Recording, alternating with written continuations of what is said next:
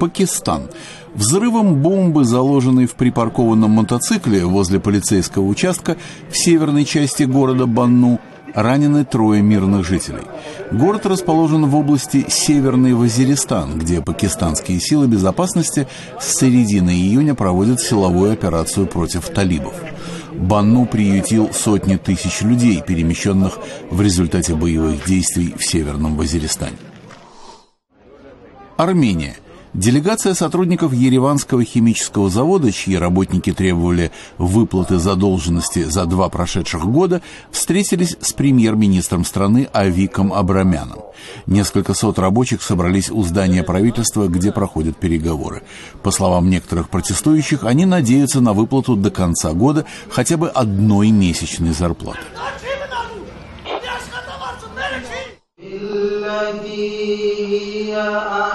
Афганистан. Группа наблюдателей Integrity Watch, специализирующаяся на проблемах коррупции, заявила, что новое правительство страны должно преследовать коррумпированных политиков в целях борьбы с взяточничеством. Представитель президента заявил на пресс-конференции, что президент Ашраф Гани намерен усилить борьбу с коррупцией в Афганистане. Последствия от коррупции стали темой устроенной в Кабуле художественной выставки.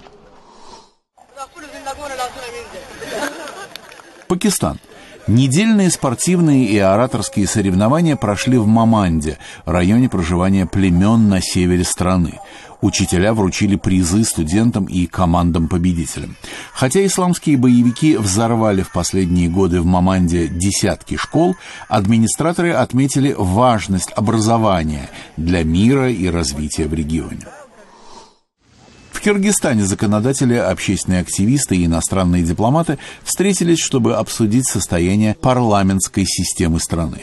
После народной революции 2010 года президентская система Киргизстана уступила место парламентской.